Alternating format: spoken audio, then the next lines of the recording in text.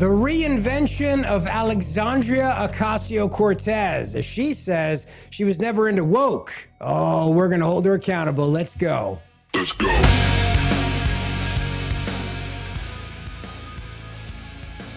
Now, here's what you need to know. You need to know that they are playing a long con here. Here's the con. Ready? You take one of the biggest socialists ever, with the most outspoken woke person in the United States House of Representatives, with a platform and a megaphone and a microphone, the most famous member of the squad, who for years said some of the nuttiest stuff imaginable, and you turn that person into a electable moderate. That's the long con. That's what they're banking on. They're banking on short attention spans and that people won't be able to get the receipts of everything that Alexandria Ocasio-Cortez has said for years and years and years. But we have the receipts. We've got lots of them. Why is this happening? It's happening because she is the front runner for 2028. I know everybody says it's Kamala Harris, and maybe the polls say that, but in reality, it's really AOC. Sandy from Yorktown Heights, just a meager bartender who's managed to climb the ranks of power in Washington, who has now managed to steal the conversation. But I want you to understand something. You should be very worried about AOC. She's incredibly charismatic. She's good on camera, and she doesn't mind showing herself in tight yoga shorts and yoga bras and everything else, as she's on her way to do what I assume is yoga. You should be afraid because that's the kind of person that can get elected in a moment where Americans just love celebrity and sensationalism and love promises, and people are down on the economy. So I know it's easy to go like, wow, she's not electable. I don't know. But I do know this. If you let her reinvent herself, if you let the Democrats reinvent AOC, she has a much better chance of getting elected than if people hold her accountable. Because the reason why she's trying to run from these woke positions that she embraced in the past is because they are unelectable positions. Because they're so freaking nutty that nobody would vote for somebody who believes these things. I mean, yes, you can win a Democrat primary, sure, but you can't win a general election. So that's kind of the polishing of AOC that is going on right now. And I played you the clip last week, or maybe the week before that, Jessica Tarlov from The Five, who was saying to Scott Galloway, I think it was. She was saying to Scott Galloway, well, AOC is a moderate, really, when you compare to all the other Democrats out there right now, the socialists and blah, blah, blah, blah. No, she's not.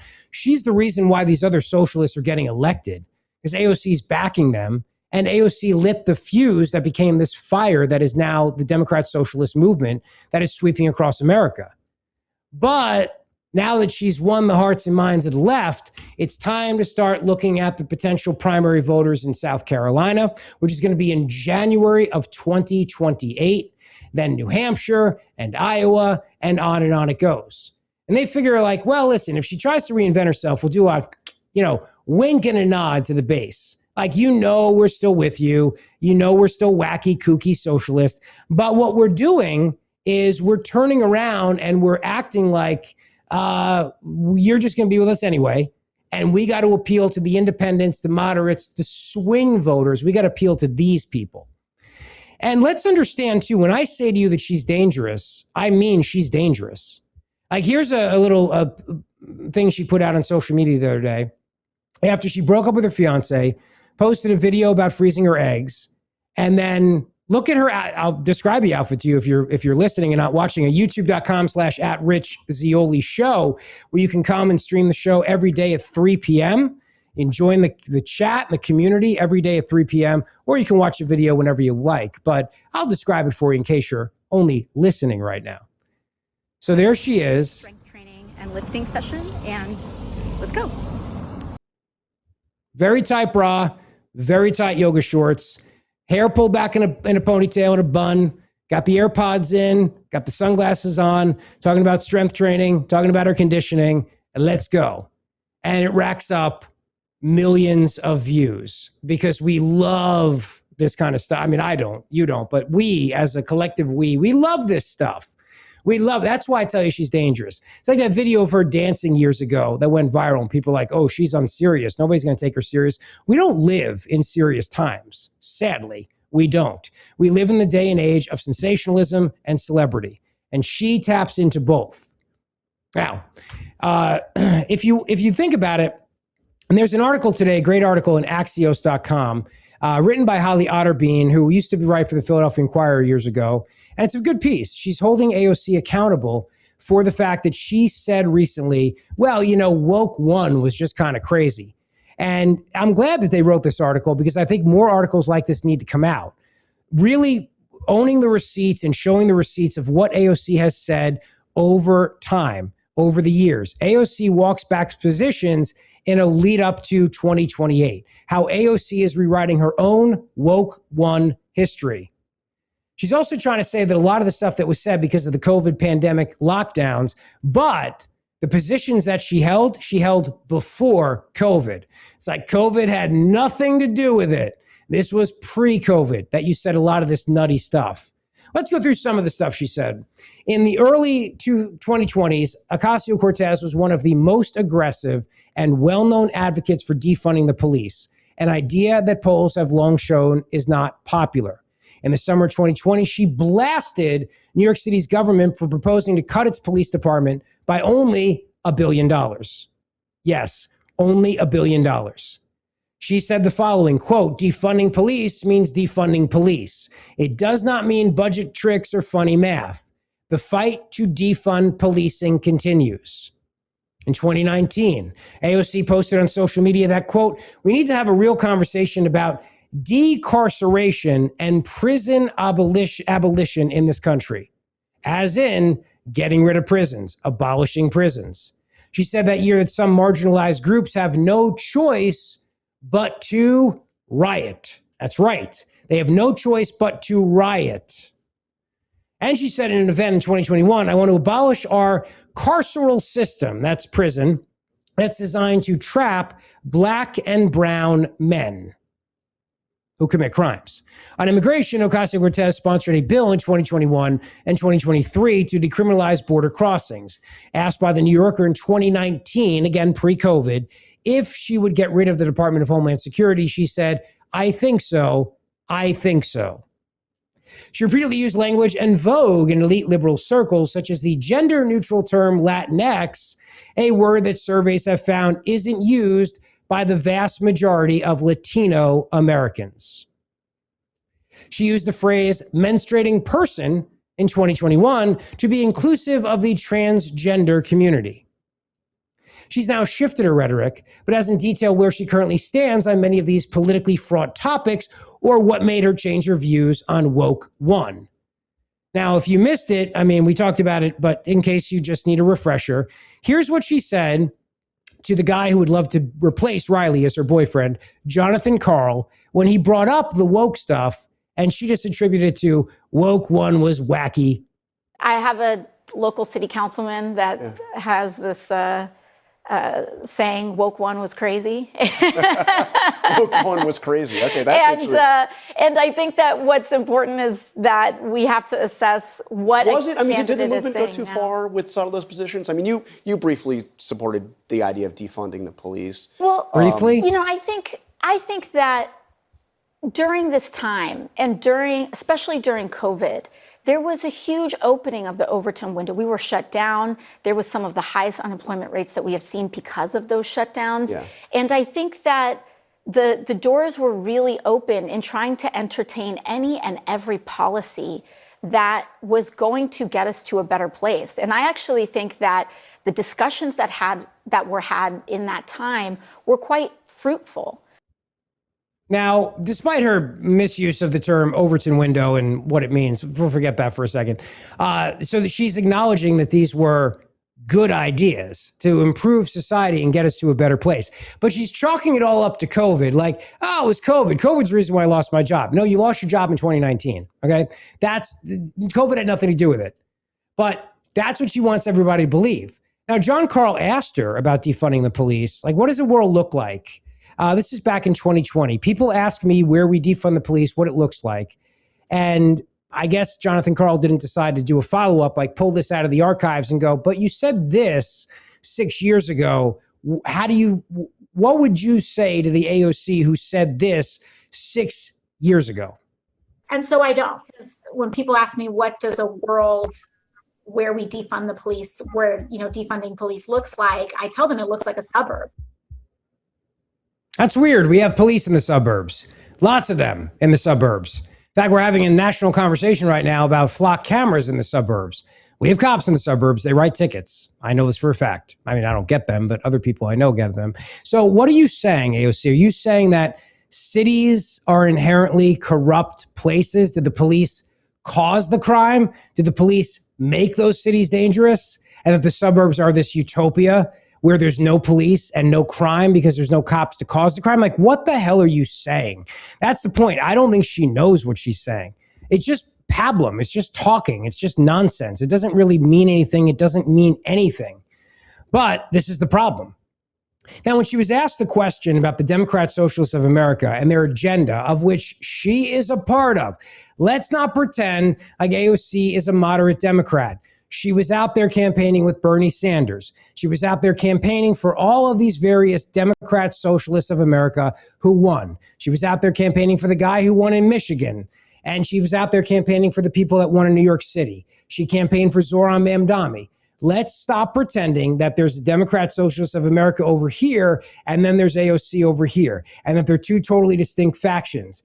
This is her movement. This is the squad now reaching out, and its grasp is now expanding into places like the suburbs, by the way, where they do have police, despite what AOC claims. But here's what she said when asked about that agenda. Just a quick definitional thing. What, in your mind, is the difference between socialism and communism? I think, to me, the fundamental differences, there's many. Yeah. One prevailing one is democracy.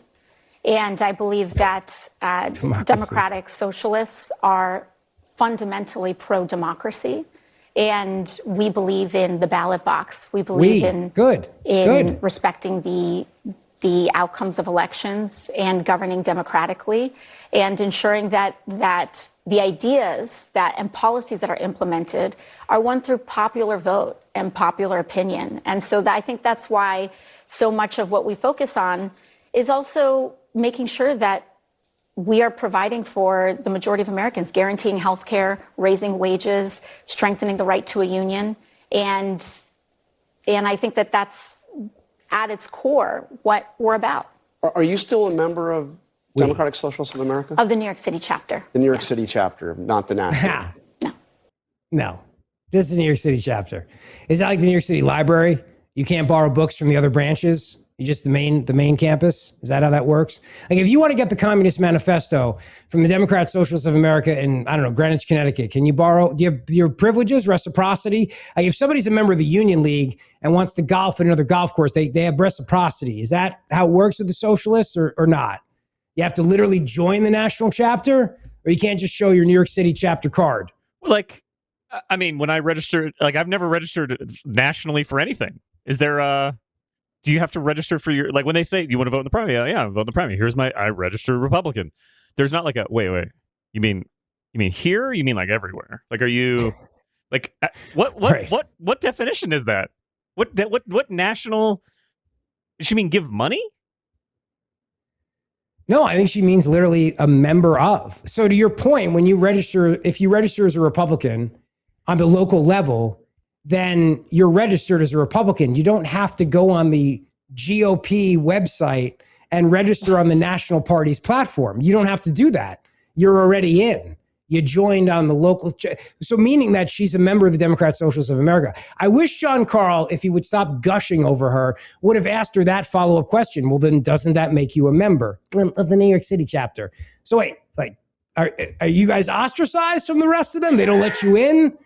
You can't go for tea and crumpets, or like what? What does that mean?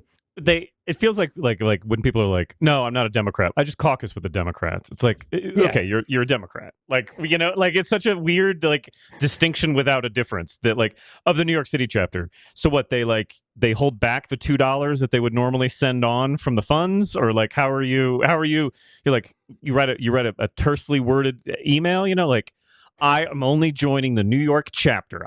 Those national mother effort, like, you walk into a national meeting and everybody just, like, it's like nails at a chalkboard, just comes to a stop. They all turn their heads and go, Who are you? I'm AOC from the New York City chapter. Well, you're not welcome here. We hate you, commie New Yorkers. You're not welcome here. You know what you did? I don't know what I did. I got more of you elected. Exactly. We wanted to keep this small. Now you're making it a national movement. What's wrong with you? We wanted local socialism. All this national socialism. Get out of here. All this attention, put a couple bucks in the back of the can if you're going to take coffee. It's not free. Nothing's free. We're socialists, but we still charge for the coffee and the cookies. Yeah. You're never going to get a $2.5 million mansion with the free cookies. You got to charge. No, and those are Danish cookies, the best. And of course, Scandinavian socialism, which is a lie, but nevertheless. Yeah. Danish cookies are the best. In the tin, right? Am I right? Yeah. With the coffee? Yes. Oh, yeah. The little salted pretzel cookie, the butter. Oof. Yeah. And like phenomenal with the hot cocoa, I remember as a kid, and we would like do the hot cocoa and the cookie just like disintegrates. Like, yeah, Remo, yeah, that's nice. Yeah, the cookie disintegrates, and so does the Republic. If these people have their way, same thing that happens as they abolish the Supreme Court and abolish the Senate, and then they pack the Supreme Court, abolish the Senate, and abolish the Electoral College. These are their positions. And it's spreading everywhere. This, by the way, is the top story brought to you by Dr. Mike Veneria, Veneria Dental. Go see him today for your perfect smile. 2 locations to serve you, Cinnaminson and Woodbury, New Jersey. Dr. Mike is the best, and he's going to give you the beautiful smile that you deserve. But when I tell you that Democrats are rallying around her, first, there's a movement to redefine her as a socialist so that Woke 1, which I guess Woke 2, The Revenge, the sequel that's coming out this summer or this fall, Woke 2, this time it's personal, which is going to be the worst sequel ever made. I guess that's the effort to try to distance herself from Woke 1. And then the second part of this now is you have the so-called mainstream Democrats come out and say she's the future of the party. So getting Hunter Biden to say this about AOC, considering that his dad's vice president, Kamala Harris, is also running for president and is presumed to be the front runner, although I don't believe those polls, and is the de facto leader of the Democrat Party right now as the person who was just the nominee. For Hunter to say this about AOC, it's quite telling, is it not? But that other person that I think is in it for that reason is AOC. I look at her and I think that, and I see the future of the Democratic Party in every way. I think that AOC, not only as a communicator, but as someone that can, that has an instinct to find common ground, that believes that in order for that we do have to have some kind of radical change, and that's not a radical thing to say. It's not a radical thing to say that the system is completely broken. It doesn't work. The idea that 80% of Americans could believe that the healthcare is a fundamental right, but we still don't have a universal health care in one way or another, by whatever means necessary, is crazy.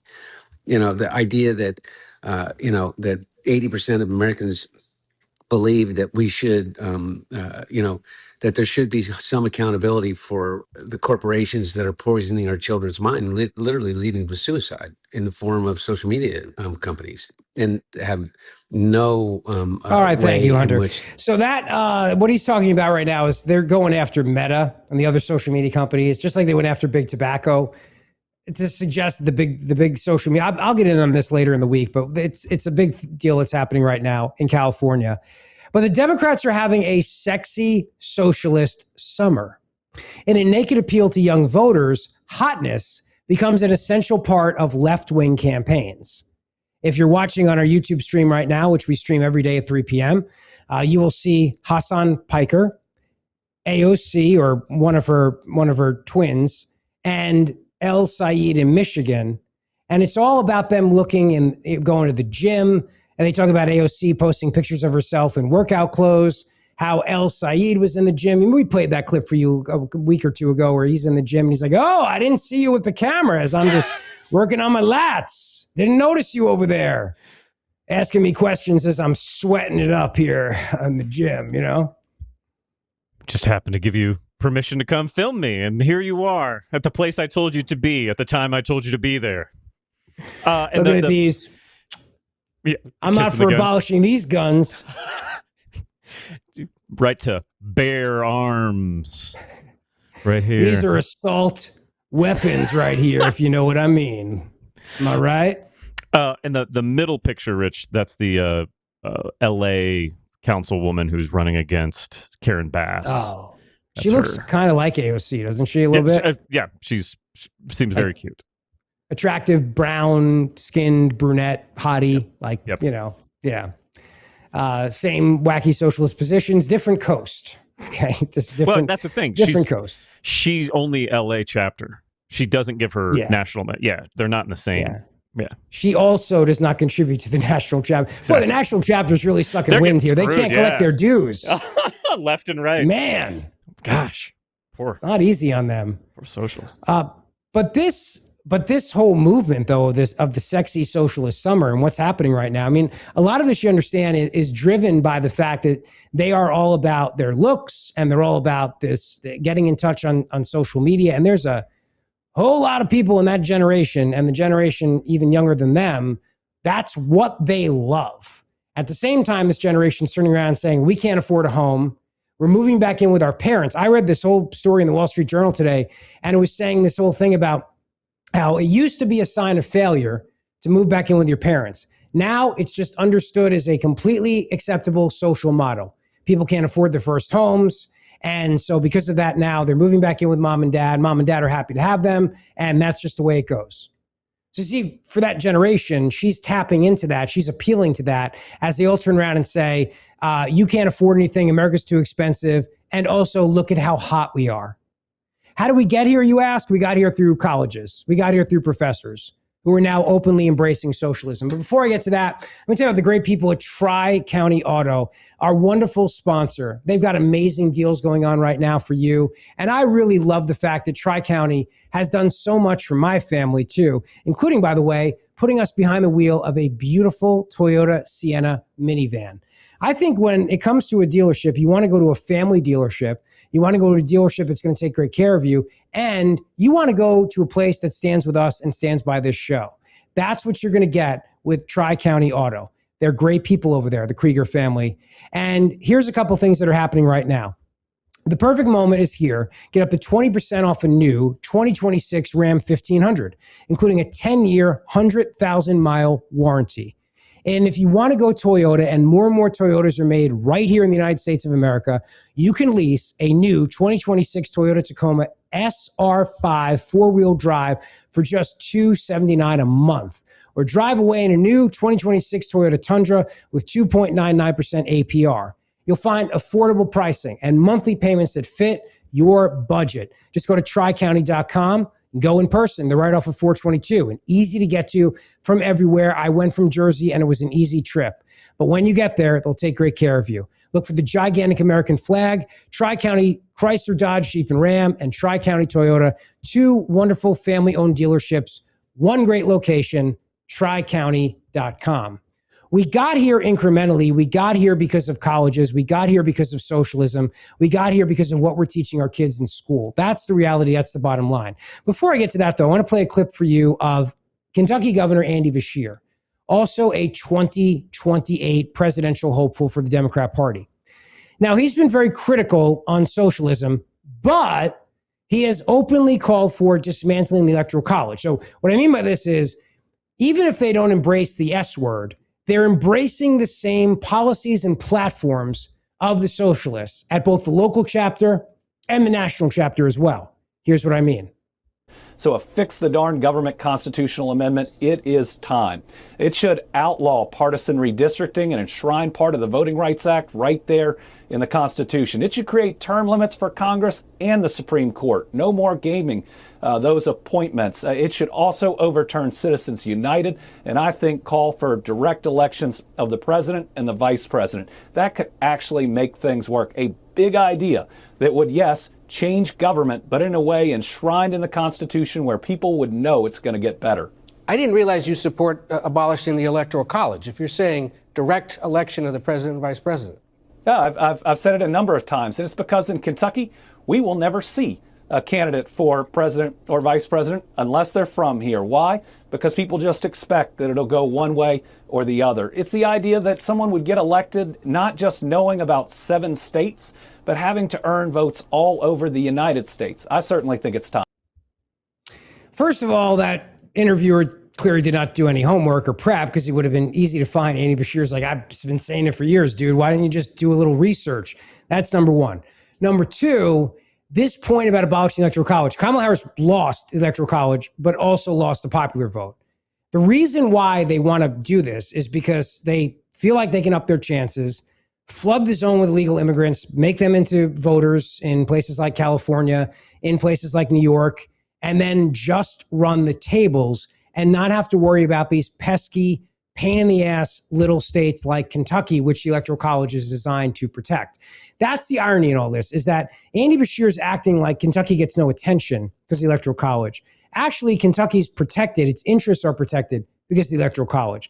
Because those electoral votes actually do matter. But they won't matter anymore if you don't have to worry about getting Kentucky's electoral votes. You just have to worry about California and Texas and New York, and you try to make Texas blue. You pick up a couple other big blue states around the map, and then you're off and running. And you could ignore the needs of the energy states like Kentucky, ignore their needs about oil, ignore their needs about coal, ignore their needs about healthcare, ignore it all, and just focus on delivering to California and New York whatever they want, plus all the other socialist states sprinkled in the mix. That's the plan. And then you run roughshod.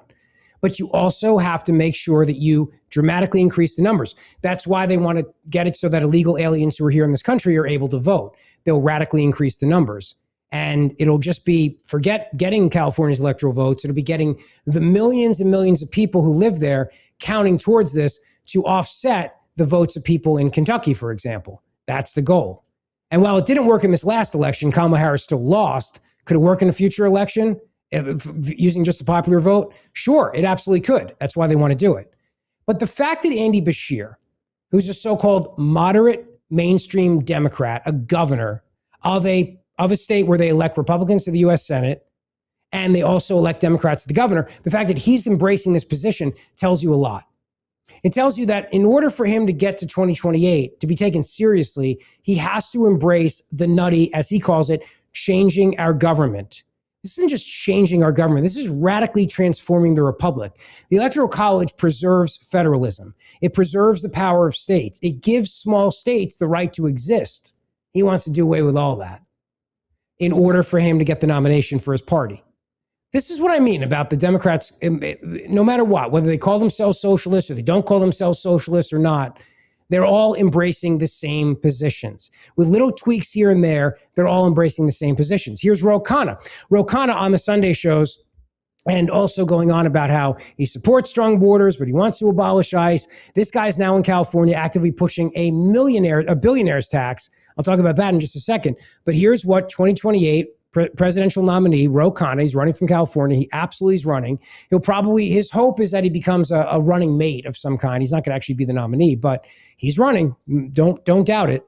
Do you agree with Alexandria Ocasio-Cortez that woke one was crazy? Well, I don't know what these labels mean, and I'll tell you what I've always stood for. I have never been for defunding police. Our district in Silicon Valley is one of the safest districts in the country. We've actually had more police in San Jose and Fremont, but I believe in police reform so people aren't racially profiled.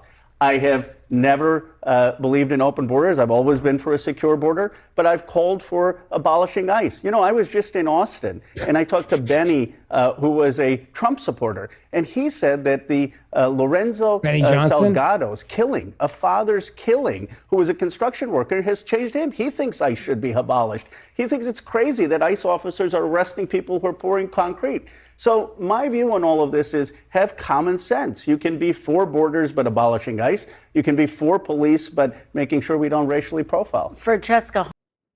Now let's understand something then. That means that if you're in this country illegally, you get to stay because there's no one here to deport you. Let's just not parse his words here. Let's really understand what he means by that. If you made it past that secure border and you're in this country, you get to stay. And if you're going to stay, we might as well make you a citizen. Might as well give you the right to vote. Might as well make sure you're paying taxes. All the stuff you've heard before, that's what he means by that. So he gets to have it both ways. He's like, yeah, a secure border, but no ICE. So if you made it here, you get to stay. You don't have to pass go. You don't have to pay $200, maybe $200, maybe like a little fine, but you are here. And please vote for us, the Democrat Party, who let you stay here by abolishing ICE. That's what they want to do. This is what's happening. Now, he was also asked about his past support of Francesca Hong. She's the socialist kook who surprisingly lost the Democrat nominee to be governor of Wisconsin. Here's what he said. Francesca Hong obviously got a lot of attention for a post calling to get rid of Thanksgiving. She tried to explain that. Does that type of rhetoric hurt the overall progressive cause, do you think? You know, I really feel bad for what happened to Francesca, and I know it's fashionable to distance yourself. I'm not. I was proud to endorse her, and she's far more than the caricature that was presented. The main reason she was running was to stop data centers and to have childcare, and she's a daughter of Asian immigrants. Look, I love Thanksgiving. I grew up in an Indian American household. We would go to Indian uncles and aunties to have Thanksgiving. We'd watch the Michigan-Ohio State game. But to judge her and caricature her based on a tweet, it was just, I think, unfortunate. And of course, you know, we should love and revere the history. It wasn't just a tweet. This was just something one she tweet. said on multiple occasions. Just one tweet, Rich. Why are you being like that? She just one time said she wanted to ban Thanksgiving and the 4th of July and Christmas and all the other colonial holidays. Just the one time she said that thing. And Menstruating Persons Day, which used to be known as Mother's Day, and Birthing Persons Day. Yeah, she would abolish that too. Valentine's Day, remember she hated that? That was a capitalist oppression tool. Remember that? We all agreed with that one, as I recall. Yeah, that's not true. a lot We of do hate Valentine's wasn't a lot Day. of dispute there. But yeah, no, she just the one time she said the crazy thing, and then when asked about it, doubled down on it. But yeah, and then was her favorite. Just the one time. And then was asked about the tweet, and to your point, doubled down on it by saying it is hurtful to many people, is painful to people, because it's a symbol of colonialism and blah blah blah blah blah. And I'm a chef, and I should know. And we're like, what does you being a chef have to do with it? Also, she's lucky that was what the focus was, because like she was like, oh, I'm a chef. Like you had a failed ramen stand, or you know, with your that. The reason you're in politics is because the ramen thing went out of business, and you and your husband were getting divorced, and you couldn't sort this out. Like, I got to tell you, like, you're better off talking about saving Thanksgiving than you are why you're a chef who doesn't have, food to cook. Like, so I guess if I make one of those ramen noodle disgusting cans that you see in the vending machines, does that make me a chef? I guess I'm a chef. Look at me. I'm heating up the ramen noodles. I'm a chef. I'm microwaving this for a minute. Right now, you and I are as much a chef as Francesca Hong is. We have just as many people to serve at our restaurants as she has to serve at hers. Same level. I remember during COVID, I actually grabbed one of those out of the vending machines at PhD because I was starving. And I had one because I lived off those in college. And it gave me a migraine that lasted for, I think, 5 days. It's like 60% of your daily sodium. And I remember, like, in college, I would have 2 or 3 of them. Right. It's like a salt lick. I can't believe you grabbed one of those. Oh. I did. I don't know, for old time's sake, I was like, it's the pandemic. I'm hunkering for times of past and good times and ramen noodle. Oh, delicious. But you know that neither of us are operating with our 21-year-old bodies here. I don't know why. You got to start treating this thing like a temple at some point. And, like, instant ramen ain't the solution. So ordering a cheesesteak at 2:30 in the morning and crushing a 16-ounce can of Pabst Blue Ribbon is not a good idea. All that's fine. No notes on that. The ramen, the shrimp. They always call it there was a shrimp one, and I was like, by what definition is this shrimp? Anyway? Don't just do us all a favor. Yeah. Push off from the ramen. I agree, Jared. It's a good point. It's a healthy point. Shrimp in a vending machine can of ramen. Think about no refrigeration necessary. No. It's freaking shrimp. Not a great sign. Not great. God. It's amazing I'm alive after that. Honestly. That's one more, like, you know, the only person that would tell you that that's a good call are the workers at Cooper or Jefferson. They're more than happy to have you go. Well, maybe that explains everything. Is it possible Is that when it started? We found the answer. We've discovered the cure. It's the vending machine shrimp is probably a great place to start when investigating that. It's like, have you been anywhere? Have you traveled anywhere? No. Have you eaten anything? How about vending machine shrimp ramen? That could do it. A very specific question. I don't know how you would ask that. I could have been truck stop sandwich. Could have been anything. Who knows? 7-Eleven sushi. I mean, don't knock it Same. till you try it on a hot July day. Nowhere near the ocean. But these people have nutty positions, and that's what they stand for. And I got a couple more audio clips of you, but I'm also going to explain to you where all this is happening, where this comes from. And I think you already know. But look, Dr. Mike Veneria is going to give you a great smile. And that's what he does. For over 12 years in a row, Dr. Mike has been the dentist that other doctors and dentists send their patients to for the really complex dental procedures, the really intense stuff, things like dental implants, for example. So what are you waiting for? You deserve a beautiful smile, and Dr. Mike Veneria will give it to you. He's a great guy. He's my dentist. He's my kid's dentist, and Mama Zeoli first discovered him. He gave my wife, Bridget, a beautiful smile upgrade a couple years ago, and he also made a night guard for me to stop my snoring so I sleep like a baby. It's fantastic. But when it really comes to it, if you've had an estimate for complex dental procedures, a dental implant, for example, get a second opinion with Dr. Mike. You'll love the music in the office. You'll love the people there. And we're getting into holiday season. Before you know it, it's going to be a lot of pictures and Christmas cards and parties. So get your smile ready for prime time by going to veneriadental.com, VANARIA, veneriadental.com. My buddy, my dentist, and the undisputed master of dental implants, Dr. Mike Veneria, veneriadental.com. Here's a couple of other clips of some wacky socialists. This one is a woman who's running in New York, shocking, and she gives a speech and she looks exactly like you would imagine her to look, talking about how nobody should be arrested for stealing a tube of toothpaste. Her name is Emily Gallagher. She is a New York Assemblywoman or running for the Assembly or something. This video alone has gotten 4.2 million views. Yeah, she's an elected Assemblywoman, a Democrat socialist representing Greenpoint, Williamsburg, and Brooklyn. And Team Emily, and if you look at her, you look at, like, close your eyes and then open your eyes, and she looks exactly like you'd imagine her to look. Here you go. Hey, where are the white women at? Most of what we saw were crimes of poverty. People who were stealing things like toothpaste. People who were stealing things like, soap. And that means if you're stealing those things, you need them. Right. And we are choosing to protect billion-dollar companies like CVS and Walgreens over the people who are struggling to get by. So I would say that the true crime is that there is such incredible wealth disparity in this city that there are people who can be thrown in jail simply for having Is she wearing a onesie? Need. And so one of the things Trying to that I'm understand fighting this. for at the state level is to make I sure think we if that pass things outfit like was on keeping someone them else, in it would jail, look less and like a that we hold the onesie. line on the incredible Yeah. criminal justice I- reforms that we have done. Unfortunate. over the And people are Portions. struggling, but are they struggling as bad as the elastic on that on those pants? It's also really high. She's got it like way mid tummy Yeah. there. Yes. Yeah, mid tummy, and then she's wearing a bra or something over that. I think a tank top. Not great. Steal toothpaste, one thing. What about stealing cars? Is that they need a car? I mean, obviously they need a car.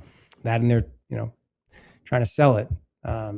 But she's not alone in this Fact check, thinking. by the way, Yes. though. How many people do you think were arrested and are sitting in jail for stealing toothpaste? Or like, that's not. I don't know if she really believes that or if she's just making a point. But like, that's not. You don't get thrown in jail for that. Like, you might get a fine. Even if they. Right. But like that's crazy. Stop saying that. That doesn't happen. Like, oh, hey, you Jean Valjean. Like, oh, you stole a loaf of bread. It's ridiculous. Yeah. Yeah. You stole a bar of Irish Spring. Yep. Lock him up. Bring me prisoner 24601.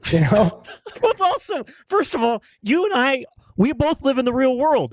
There are people that have stolen lots of real things, and you know what they get? Yes. The judge goes, well, keep us 4 or 5 more times, and we're going to maybe put you on probation, buddy. And they send them right back out. It's ridiculous. Yep. And she thinks that somebody stole a tube of travel toothpaste, and they're doing a nickel up in Sing Sing. Yeah. Like, they're doing hard time, like, Yes. working on the chain. Yep. Making license Yeah, plates. you know what I mean? Like, yeah. It's crazy. It's insane. Also, you're allowed to steal up to like $1,000. That's a lot of toothpaste and soap. Methinks that maybe you're reselling that. You know what I mean? Yeah. Like maybe, just maybe, you're going to the shelters and being like, I got 2 bars of Dove. Yours for $5. What? How much stuff do you need to steal at a CVS to get to that $1,000? I mean, that's like, was it 200, 300 tubes of toothpaste to get to that number? That's like, they don't have that there. They don't have that there. They're not going to jail for toothpaste, lady. And as you're walking out with you got your things, and you're like, whoa, I'm at $9.99.99. I stole a calculator too, and I added it all up, okay? Check it. I'd love to see the notes. Yep. Calculator's part of this. It was $8.50 because I'm using his CVS coupons. Does it include tax? Pull out the big, like, you know what I mean? Is it $1,000 with tax that I stole? Does that matter? Because tax is theft, so I'm not sure which of these. I'm at 1,004 cents. Womp womp. Now you're going uptown. Now you're going to the tombs. Now there's another woman who is a resident in New York City, and this is kind of the mindset of what these Democrats are tapping into. They want her vote. This woman is a microcosm of the larger Democrat Socialist of America movement. They're all trying to get this woman's vote. If you can imagine this woman as being representative of an entire generation that believes that they shouldn't have to work to get things. They shouldn't have to do that whole pesky get a job thing, show up, work it out. Like, no. They should just be given these things. And you understand what AOC wants her vote. Andy Beshear wants her vote. He may say socialism's bad, but then he also talks about healthcare for all. Khanna wants her vote. He may say that he's not for Democrat socialism in one breath, but then turn around and say Medicare for all in the next. So yeah, they are all hoping that this woman will one day vote for them. Hey, where are the white women at? So if you're like me and you just got this text from New York State about Medicaid work requirements starting in January, I just called them. And while this is still so stupid and dumb and fucking ableist, it's not as bad as it sounds. There are medical exemptions, and you don't need to be on SSI to get a medical exemption. She couldn't give me like specific details, but in September they're gonna send out like letters to people that are gonna be affected by this, and then at that point you can just send them, she said, like a doctor's note, and your doctor just has to say that like you're too sick to work. If you're somebody like me who's like dynamically disabled, and I do work a little bit, but right now I don't work a full-time job, you basically just need to make, in New York State, I don't know if this is like federally the same everywhere, but you need to either make $580 a month or work 80 hours a month, or be in school, or be like applying to jobs or something. I don't know how this works for like if you just got laid off and you need healthcare. Oh, and obviously if you're on SSI, you like automatically qualify. Maybe that's not obvious, but if you live in New York State and you have questions, call this number. So if you're permanently disabled, you automatically qualify, is what you're saying? So all that was just unnecessary, and you still have time to make these videos. And ableism? Really? It's ableism? You're disabled, but you can put together a pretty well cut video with, graphics overlay. Good for you. Maybe you could turn that into something you could do. In other words, perhaps somebody would, what's the word for it? Hire you to make videos, for example, from home, where you wouldn't even have to go anywhere into this ableist world of ours. Is that what you're suggesting, Jared? I think that may be what you're suggesting. Weird. So weird. That in this day and age of this digital revolution that we're all living through, you might be able to work from home editing videos instead of just making videos and editing them with you whining. Like, I'm just, again, throwing it out there. A crazy idea. I mean, if you were looking for work, that might be a place you could start. If you were looking. Yeah. Not like anybody's hiring those kind of people. No. Except for like literally every company and every influencer and literally it's like the fastest growing field in America. But other than that, I mean, Rich, it's also tough to live in New York, I'm sure. And you would have to then like work all day, and you're living in New York, and like you moved to New York because you want to have fun, right? Like you can't do both. No. Yeah. Them just want to have fun. Okay. I got to tell you, if the options were to live in New York and be able to pay for everything and not work, I would take that option. I just don't think it's an option for me. It sounds great. It's not an option for you. It's definitely not for you. But for others, they're fighting to make it an option. That's for damn sure. That's definitely true. And they, them just wants to have fun, and you should not stand in they, them's way, okay? Their way. Because I'm not misgendering this person. I have no idea. You did that with where the white women at. I'm making a lot of assumptions there, man. Coming at me. Good Lord. I've been wanting to play that. We haven't had any. We've been shying away from the topic. Felt good. And now we got a twofer. It's fantastic. It's great. Double. I like it. I love it. Last one I played was from Mikey Sherrill clip. I felt I was ready to get in there. It feels good. Makes us so happy to start the week off like this. I'm telling you. Well, drink it in, kids, because it's probably going to be the last crazy white woman clip until tomorrow's show. All right. So we don't have any others. But if you're wondering where all this comes from professors. This comes from college. I have a couple stories I want to share with you. I want to try to, I really, for me, it's not just about pointing things out and then just, opining about them. I want to look at the root causes of this so we can fix it. And I also want to look at the root causes of this so we can understand what we're up against, because I don't think socialism is a good idea. I also think college has a lot of problems, and I think that we are indoctrinating our kids, not just in college, but at even the K through 12 level. I think we're doing that. We all know that. We've talked about that. We advocate for school choice, and we advocate for parental rights and education, all these things. America's professors break a century-long precedent to go full socialist. Never go full socialist, but they did. According to the dailywire.com, the AAUP will support and participate in coordinated political and public campaigns. Our buddy Meg Brock, who we knew back in the day, right in Bucks County, she was doing a lot of work trying to liberate schools, liberate kids, and now she writes for the Daily Wire. A union of higher education professors broke more than 100 years of precedent to endorse a far-left U.S. Senate candidate, Abdul El-Sayed. The American Association of University Professors has given its first political endorsement in the organization's 110-year history to El-Sayed. A significant portion of his primary vote share came from Ann Arbor and East Lansing, Michigan, the homes of the University of Michigan and Michigan State University, respectively.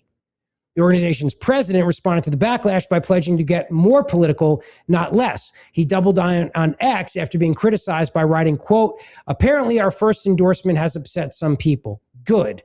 Higher ed, academic freedom, research, collective bargaining, and the idea of college as a public good are under attack. The American Association of University Professors is not going to respond by pretending like politics isn't happening. We're going to organize." The only surprising thing about this is that they haven't done this already. I just would have assumed these professors were already in. They were, just privately. Now they're saying the quiet part out loud. And you could understand this too. Like at the University of Michigan, for example, they have dropped grades. They have dropped academic standards. The University of Michigan drops first semester grades to curb the mental health crises in America. Now think about this now.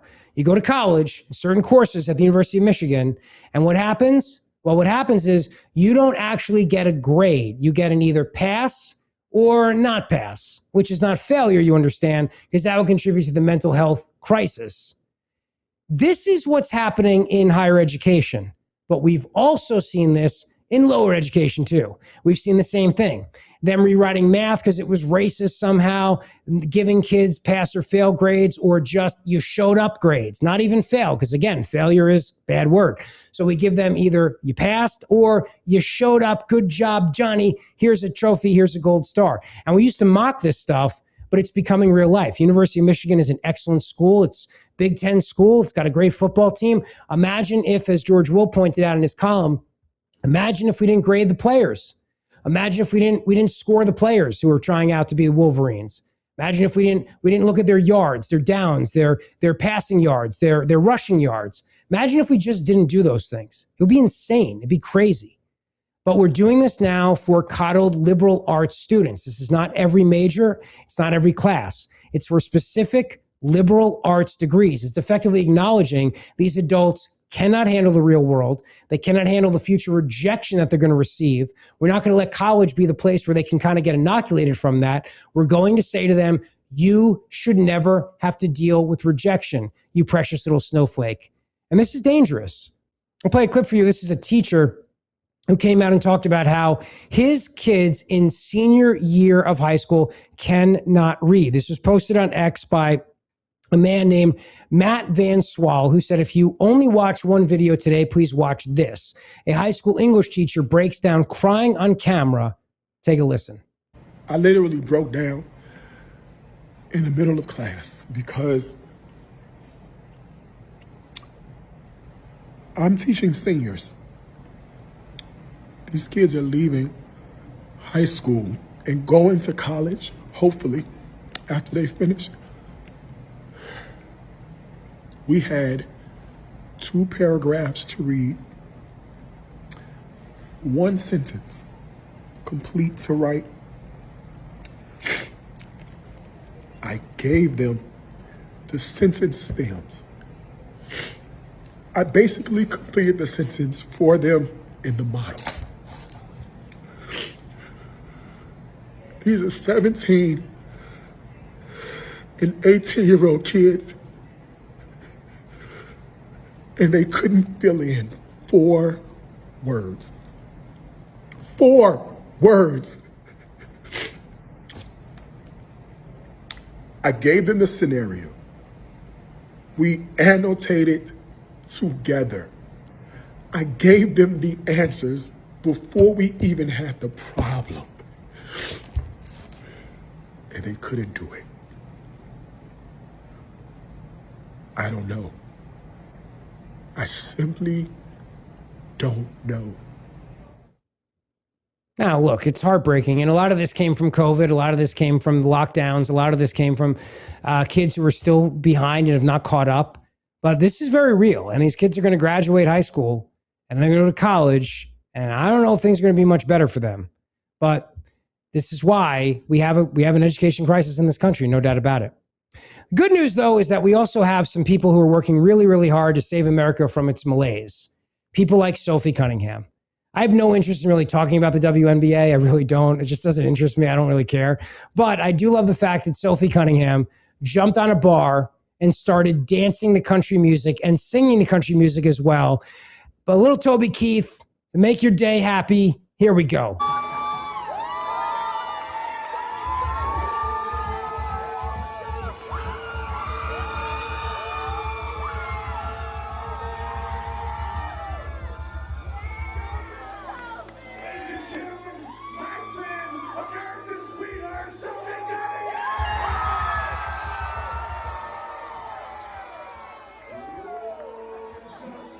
Those pants are not struggling, by the way.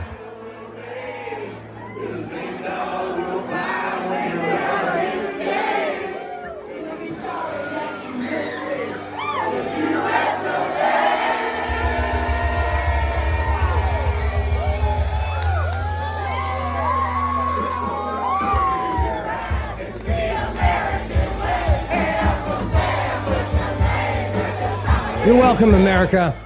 You're welcome. It's the least I can do for all these socialist clips today, Jared. It's the least I can do for everybody. You know what I mean?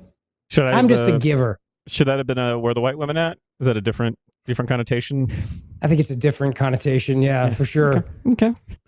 Those pants look like they're having a much better day than the pants worn by the socialist woman talking about stolen toothpaste. I'm just pointing that out. I don't think those are from the same store or even part of town. If I had to guess. Yeah. Sophie Cunningham should always show her stomach. That's all I'm going to say. Honestly, I'm with you. First of all, I'm not going to pretend like I cared about the WNBA before. I don't care about the WNBA now. I think it's weird. All these people that are like super into it now, I think is weird. Like, yeah. Or, like where it's because it's the story du jour. Like, there's plenty of people to care about plenty of stuff. There's nothing to talk about, you know? Not my jam. Not going to do it. That being said, that meme of her pointing. Do you know what I'm talking about? Yeah, I do. It was so funny. That is such a funny bit. Like she was pointing at that person. They're like pushing people out of the way. She's like, "I got your number." It was such a good bit. I remember Dana Perino used it for when I see people that haven't bought Purple State yet, and like right. But that was when listen. I don't watch any of the WNBA. I'm not going to start watching the WNBA. I knew who Caitlin Collins was. I didn't even know who Sophie Cunningham was. I was Googling who's the woman in the pointing meme. I'm very glad I did. Sophie Cunningham, 2 thumbs up. Thank you. Now I have to Google who Dana Perino is. I'm not familiar with that name. Did you say Dana what? Rich, sometimes you're a little shiny. You're not. You have a nice color today. Is that nice? Yeah. Am I? We were at the Bay last week, Jared. I probably got a little sun. That's what it is. Okay. Little sun. So your flat color is not makeup. Oh no, I have makeup on, Jared. Oh, yeah, I have makeup on top of the tan. Yeah, just watch that. Yeah, a lot of hairspray too, and gel, almost as if I was on America's Newsroom today with Dana Perino, Bill Hemmer, and Kennedy. Yeah, Dana Perino. Oh, newly married, is that newlywed. The same? Wait, is that the Dana Perino you were talking about? That same sorry. Dana Perino who wrote Purple State? It's my accent, so you probably didn't. Dana Perino, former press secretary, anchor of America's Newsroom. Newlywed Kennedy. Newlywed Kennedy was there too. Looking for my invite. And haven't seen it yet in the mail. And they were yucking it up over her beachfront wedding in Hawaii, which I was not invited to, but that's okay. Yeah, nope, that's fine. It's all right. I'm sure it's in the mail. I don't mind. I'm sure it's coming. I'm sure it's in the mail. I'm sure it's coming. Just like my wedding gift that I'm sending you, Kennedy. It's in the mail. Any day now. She seemed in good spirit because it was just this weekend, right? Yeah. I got to tell you, when I had a wedding on a Saturday, I was not working on Monday. So good for Kennedy. No, actually, I don't think it was this weekend. I think it was. I think it was a while back. Yeah, I think it was the weekend before. Maybe it was. Right? It was all over. All the Fox people were posting it all over social. All over social. Not all the Fox people, because obviously you weren't posting it all over. I was not there. Some of the other Fox people were. The people who got invited to Kennedy's wedding who were Fox people. They posted it. They posted it. Yeah. Right. Right. I did not. Right. Because, Guy Benson did, who, by the way, I'll be filling in for his radio show all week this week on Fox News Radio. Guy Benson posted it because he was there at the wedding, gave a toast or something. So I didn't know they were that close. I didn't know that either. I had no idea. She apparently married Guy and his husband. I had no idea about that either. So go figure. Good. Okay, cool. I also her posts were not, wedding posts are always nice, but I couldn't believe it. It seems like she hasn't been married before, and she's super in love with this guy. And I was like, I don't know how she dodged getting tied down before now. She's been around for a long time. She seems like somebody might have 9 marriages if I went to her wiki. She married Kurt Cobain's son for 6 months in a Vegas-y type thing. She had a pretty wild life for a minute. I'm not commenting. This is why we didn't get invited.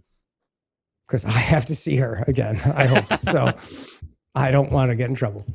But I will tell you this, though. I will tell you that later today at the White House, it may be happening now, maybe happening already, depending on when you listen. So whatever you listen, thank you. Just keep spreading the word. That's all you can do for us. Appreciate it very much.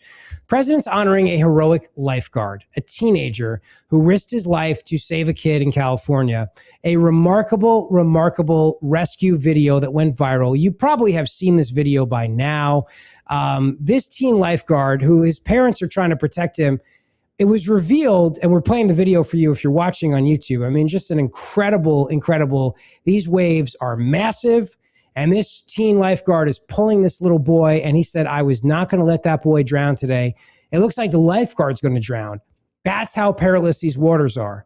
Turns out, after he made this heroic rescue of this little boy, and he's only 16 years old, and he saved this 10-year-old little boy, monster waves at Santa Cruz Beach. Again, the lifeguard's only 16 himself.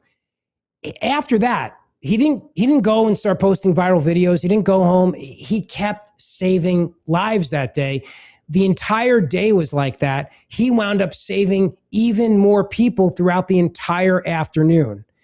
With the viral video, the Brave Act even capturing the attention of President Trump, he had 2 rescues afterwards on the same day that were even more gnarly, said Ryder's grandfather, George Williams. And that's exactly what you should say if you live out there and you're on the beach. Gnarly, that is the word for it. But bravo to him. I'm very happy the president is recognizing him.